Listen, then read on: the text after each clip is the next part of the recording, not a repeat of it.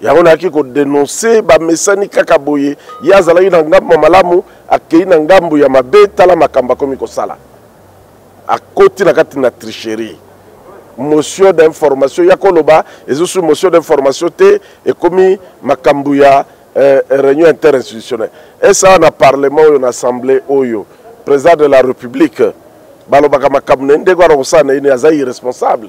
C'est saisi de l'affaire parce que nous ne pouvons pas construire une nation sur fond de corruption. Lui-même s'est investi dans la lutte contre la corruption. C'était de bon droit que le chef de l'État puisse en savoir plus, étant donné qu'il y avait clameur publique.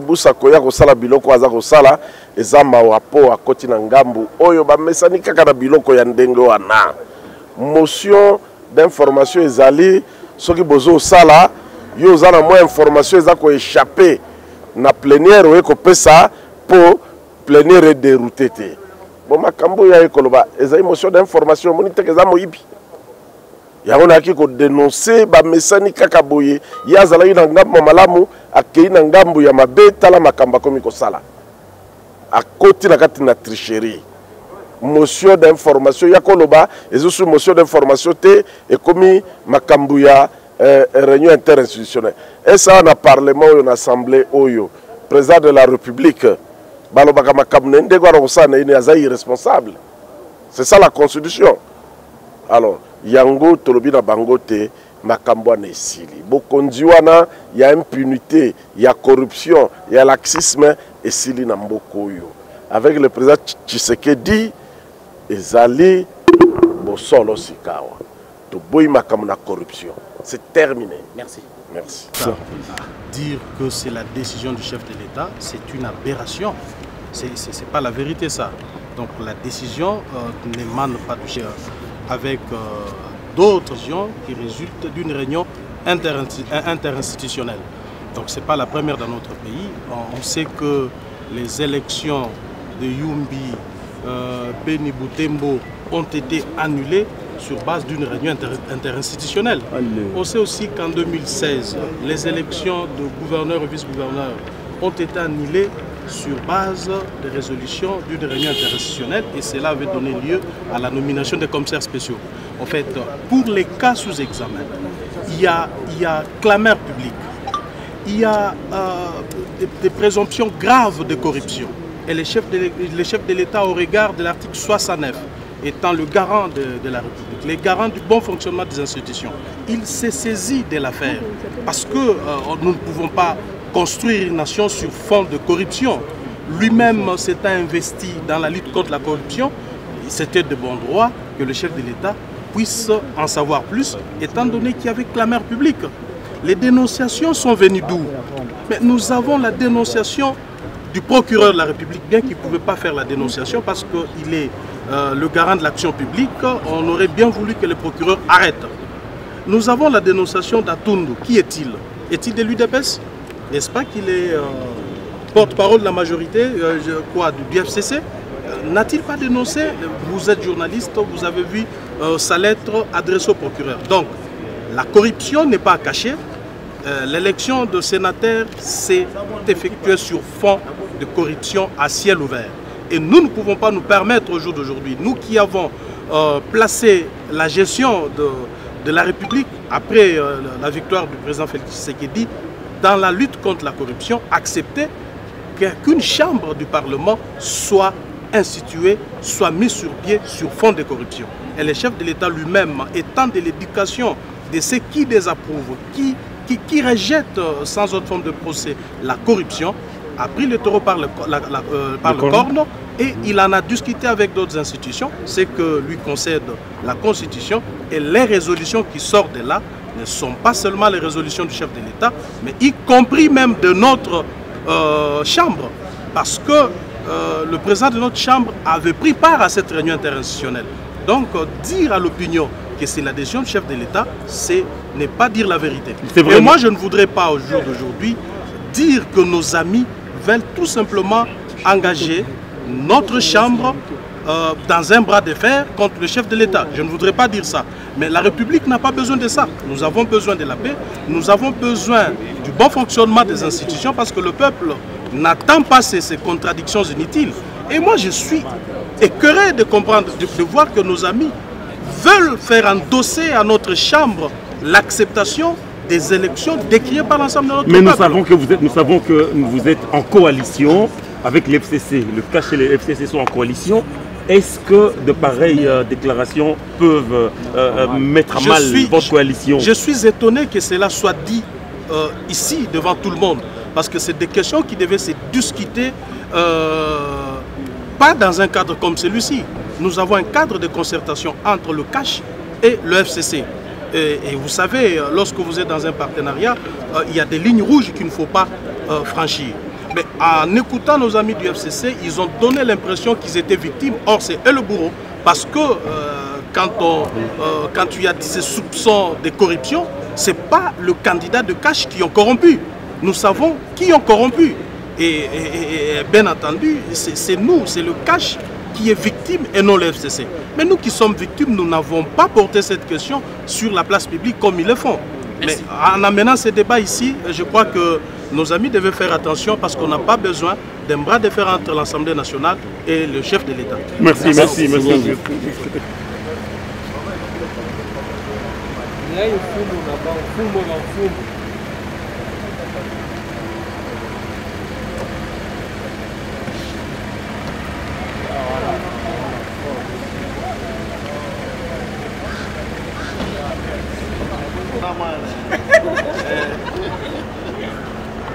Bien 2 minutes. Mais avant d'en arriver là, nous avons commencé d'abord un exercice qui est peut-être au-delà de facilité, mais c'est compte tenu de son âge, c'est vraiment lui demander un effort, un travail intellectuel beaucoup plus ardent. Et puis toujours au niveau du bureau, cette disposition quittait l'université et vous savez ce que nous formons aujourd'hui, il y a un problème. Vous avez remarqué qu'il y a 2 camps dans la salle parce qu'il y a d'une part ceux qui ont battu campagne, qui se sont présentés à la députation provinciale, à la députation nationale et au Sénat comme des candidats. Donc une personne qui est élue à ces 3 niveaux et chaque fois il doit choisir, il doit quitter quelque part et il remplace finalement c'est quoi? On voit dans la salle maintenant, plutôt que des anciens ministres tels ou anciens députés tels, qui est connu, qui a été élu parce qu'il a quand même ses valeurs intrinsèques, il peut effectivement travailler, faire le travail du Parlement, voter des lois, faire le contrôle, tout ça, le contrôle parlementaire, mais on voit qu'à sa place, ce n'est plus celui qui a été élu par le peuple, mais c'est sa fille, c'est sa femme, c'est sa nièce, c'est son fils qui arrive.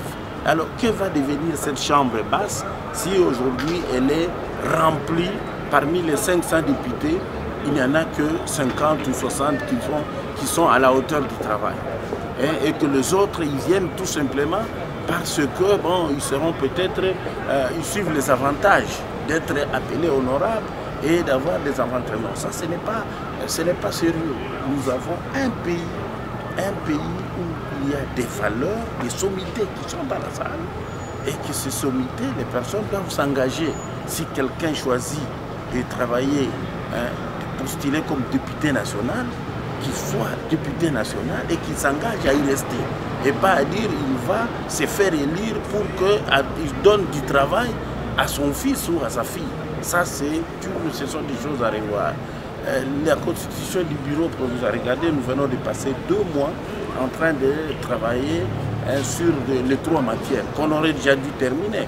C'est vrai qu'il y a eu certaines circonstances avec des deuils, etc., l'occupation de l'hémicycle, mais il y a aussi, d'une part, la conduite des débats, la conduite des travaux qui est faite par une équipe qui, moi, à mon avis, excusez-moi, je suis un enseignant, j'apprécie, et donc quand j'évalue, ce n'est pas tel que on pouvait s'attendre.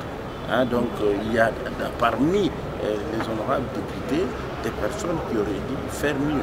Alors, tout ça, ça nécessite qu'il y ait vraiment des changements de nos lois électorales. Vous avez suivi vous-même l'actualité pour le moment.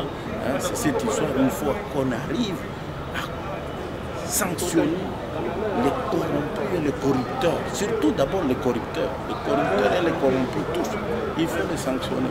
Comment voulez-vous que quelqu'un qu'on appelle honorable, d'où provient l'honneur de quelqu'un qui est corrompu, il ne mérite pas l'honneur? Très bien, honorable. Oui, il y a des articles pour lesquels certains collègues ont avancé des amendements de fond qui méritent d'être tout à fait décortiqués. Puisque vous voyez, le règlement intérieur, c'est vraiment l'outil de travail, c'est en quelque sorte le vade-mecum général et le manuel de procédure d'ensemble, de la manière dont l'organisation et le fonctionnement de l'Assemblée nationale devrait se faire. Alors, il faut éviter à ce niveau, à ce stade, de pouvoir éviter de ne pas poser certaines fondations ou de négliger, puisque ces oublis pourraient peut-être poser des problèmes lors du fonctionnement et de l'organisation. C'est pourquoi il y en a qui ont quand même formulé des amendements de fond et même de forme, mais toujours est-il qu'il ne faudrait pas que cela puisse aller à l'encontre des dispositions de la Constitution, puisque ça doit rester conforme au... Non, mais je crois que bon, si c'est une tension entretenue par certains de nos compatriotes malheureux, vous savez, vous êtes tous au courant que la gangrène qui ronge notre pays, c'est la corruption et l'impunité. Vous vous souvenez de la République près de la Cour de cassation avait écrit à M. Corneille Nangaa, au président Corneille Nangaa, de repousser ces élections parce qu'il avait des indices sérieux de corruption. Bon, le président Nangaa avait ses raisons. Il a maintenu les élections. Mais malheureusement, aujourd'hui, tout le monde donne raison au procureur général de la République parce que c'est de là qu'est venue cette affaire de corruption. Et maintenant, aujourd'hui, il y a même des députés provinciaux qui passent aux aveux et qui citent même les noms des corrupteurs. Donc je crois que si nous voulons bâtir un état de droit demain, nous devons tous accepter d'abandonner ces antivaleurs. Ceux qui seront responsables de ces actes ignobles, je crois que leur place c'est devant la justice et la justice tranchera. Hier, la présidence de la République, mais c'est de ça que je parle. Donc je trouve qu'il est tout à fait normal qu'un président responsable qui veut lutter contre la corruption ne peut pas cautionner qu'on ait un Sénat totalement de corrupteurs. Donc il faudrait vraiment, et ça, nous et tout le peuple congolais, nous appuyons cette démarche parce qu'il faut que ça s'arrête un jour dans ce pays. Les gens ne peuvent pas se moquer de notre peuple à tout moment, de s'enrichir scandaleusement sur leur dos et en toute impunité. Donc je crois que les décisions sont bonnes parce qu'on n'a pas dissous. On n'a pas dissous le Sénat, on a dit halte, ne vous installez pas d'abord, connaissez un peu de voir s'il n'y a pas de cadavres dans tous ces placards. Voilà. la présidence, Le PPRD, c'est un parti politique, c'est un fait privé. Le président de la République, c'est toute une institution. Et je crois que la réunion était interinstitutionnelle. Donc il y avait, la CENI était représentée, le Sénat était représenté, l'Assemblée nationale était représentée, le gouvernement était représenté. Donc je crois qu'on ne peut pas se mettre à discuter des faits privés. Donc moi je crois que nous aussi, quand on était dans l'opposition, on dénonçait chaque fois que c'était nécessaire. Mais à tort ou à raison, je dis que la loi va s'appliquer, dura lex sed lex. Alingala, honorable. Si on a, je crois qu'ils ont entretenu et pas bateau balinga kanyaka. Bateau balinga ko corrompre, balinga kanyaka, balingi Congo et kende libosote. Ce qu'on yebi ko sali likambute, ozo banganin. O komika apprécié ba installer pour yebi ko leki na muyibi, o leki na kanyaka. Biso tolobi boy. Il n'y aura pas de chasse à la sorcière. Tolobi boy. na masolo oyo tozobeta oyo ya biso moko nanu d'abord ce sont les premiers concernés parce que ba député provinciaux na biso nyonso oyo bazu kanyaka bakozala sanctionner sévèrement soki biso déjà to banya na ndako na biso il faudrait que tous les Congolais va comprendre que tant il y a mouyibi, il y a kanyaka, il y a impunité et c'est le qui. Donc yo autant que tu sanctionner à biso ceux qui bande ko payer PPRD bazana mbebana il faut pas sanctionner. Bande quoi MS il faut sanctionner. Bande quoi cash il faut pas sanctionner. Bande quoi FCC il faut sanctionner. Ce n'est que comme ça tu kotonga un état de droit na mboka oyo. Congolais anyokwa mingi likolo ya bato bakanyaka oyo. Bayibi mais bakansi koki kaka te il faut pas continuer à koyiba ko corrompre ko za ba poste non. Je crois même que c'est immoral. To koki kondima yango te bon ndeko ya meka ko sala moi show na e liboso ya micro wana bon je crois que Yemoko Plaza élu sénateur je crois bon on les a na évité hein peut-être voleur azo crier au voleur ou bien Yemoko azana conscience tranquillité parce que Magama Lobio, motion d'ordre, mais à comment le Bamangambo, il y a des sénateurs, il y a des babouis, non. Je crois qu'il faut te respecter. Mibeko Yamboka, te respecter. Pourtant, au président Kabila, dans la même réunion interinstitutionnelle, à repousser qu'il y a élection, il y a Beni, Bouté, Mona Yumbi, Seni, Andimaki. Bisous, tout ça est contre, mais tout ça est obligé de faire une élection sans Beni, Bouté, parce que c'était une décision qui est prise. Autant que Obazulelo, Bandeko va suspendre justice et ça la Moussa Nango. Président de la République a nanu sénité, n'a pas été officiel, mais Seni Azalaki na réunion wana. Donc normalement soit Zayna Mambaroloba, il fallait Aloba, Nakati. Donc Seni Lelo Azan intérêt monté engagé bras de fer na président de la République ou Azali institution Mobimba na Batunyo so Bazalaki Nakati wana. Je crois que c'est ici ce qui est information au PC solo parce que ce sont des rumeurs, tout le monde a des rumeurs, les autres circulent belé, mais personnellement dans l'andiangoté, mais je crois que c'est pour le bien du peuple. Au tozolu keza bolamu ya peuple, ya bolamu congolais, batu balie mingi baibi mingi, loko sezo sila kakate, tolingi mboka na biso ezonga na alignement pour topesa Congo chance et se développer. Merci. Merci honorable.